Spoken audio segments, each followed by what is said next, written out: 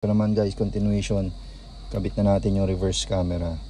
Bali, sa steering, napagana na natin to.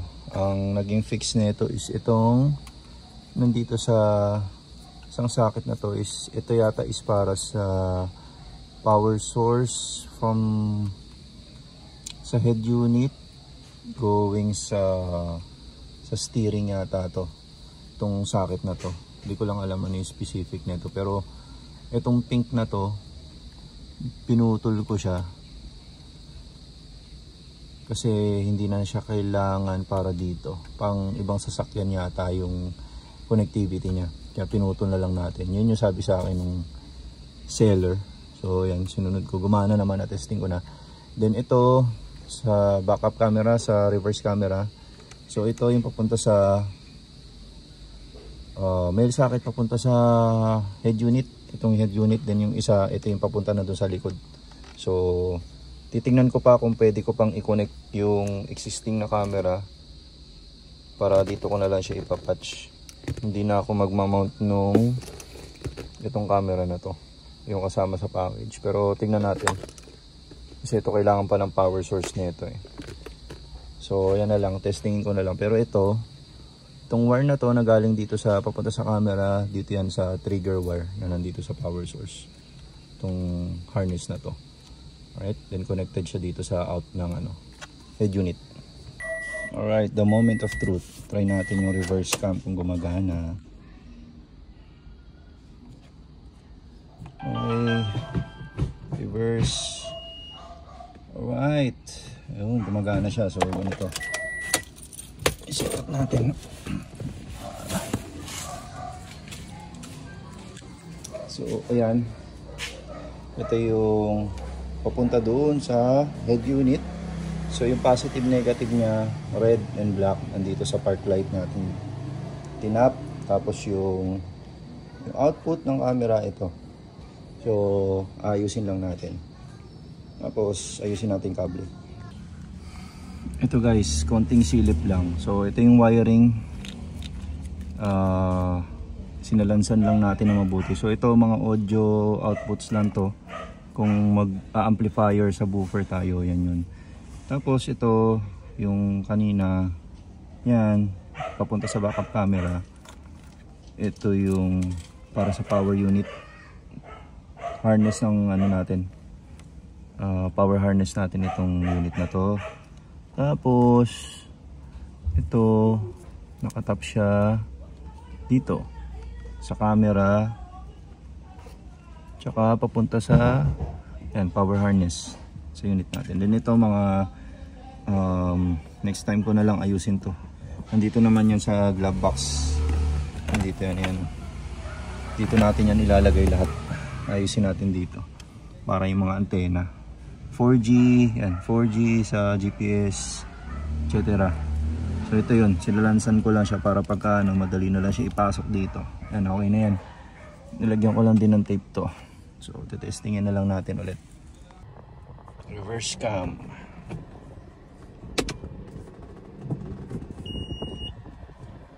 Yo, malinis. Hindi kita sa camera.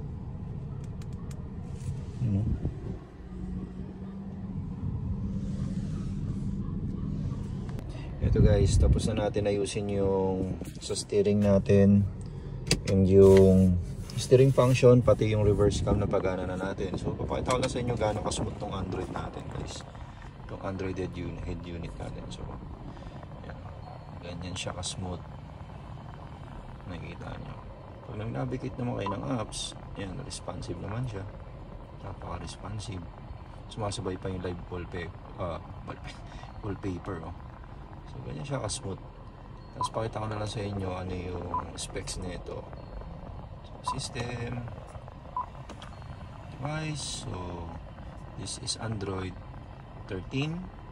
RAM is 6GB, storage is 64GB. Ang CPU niya is Qualcomm Snapdragon 680, 8-core, 2.4GB Cortex A73. So pagdating sa mobile, sa cellphone, isa sa magagandang CPU yan. ito sinalansan ko na yung mga naiwang kable para sa ito, mga USB, sa CarPlay USB, yung SIM. Tapos dito sinalansan ko na yung mga wires para sa antena. Ito, yung GPS, wireless, yan. Pati yung sa reverse cam. Tapos yung sa mic, ito didikit ko na lang dito ko na siya prenesto. May mic kasi kasama siya. Yan, pagka Siri. And okay, salansan na lang natin, kabit na lang natin to. Tapos final testing ulit. Ito, testing natin. Ayan.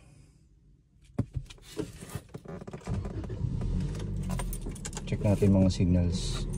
Okay, CarPlay, yan, gumagana siya, nag-auto connect. Reverse.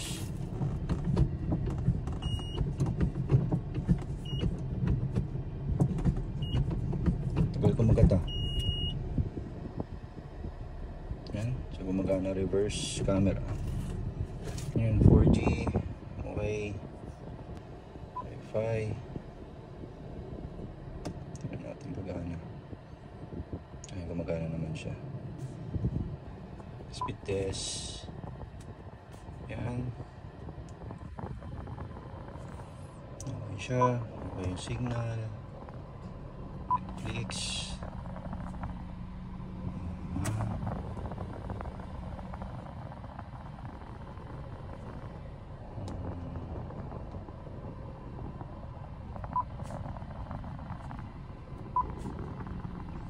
Natin mag-play na smooth.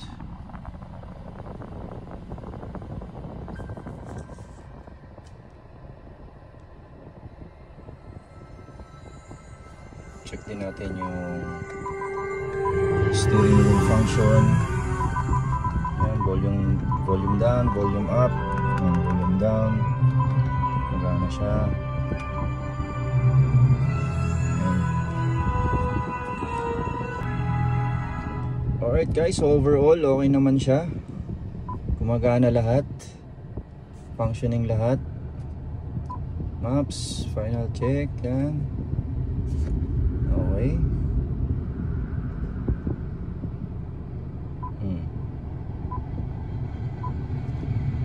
Okay, gumagana lahat. So yan, gagawa na lang natin siya ng separate video para sa overall review natin sa unit na to. Yan na lang muna. Share ko lang sa inyo yung unboxing installation natin, paano ko siya kinabit, ano yung mga na-encounter problems dito, and paano ko siya ni-resolve. And hopefully nakatulong yung video ko na to sa mga nagbabalak na mag-upgrade ng head unit, specifically for this brand. So ilalagay ko na lang sa comment section yung and sa description yung link saan ko siya nabili, anong brand. So Aeonon yung brand pala nito, ulitin ko, Aeonon or Aenon. So di ko alam paano siya i-pronounce ng maayos, but yan, i-share ko naman yung details sa comment section and sa description. So yan, that's it. See you sa mga susunod na vlogs natin, and yeah, thank you for watching kung maabot ka sa part na to. Alright, ride safe always.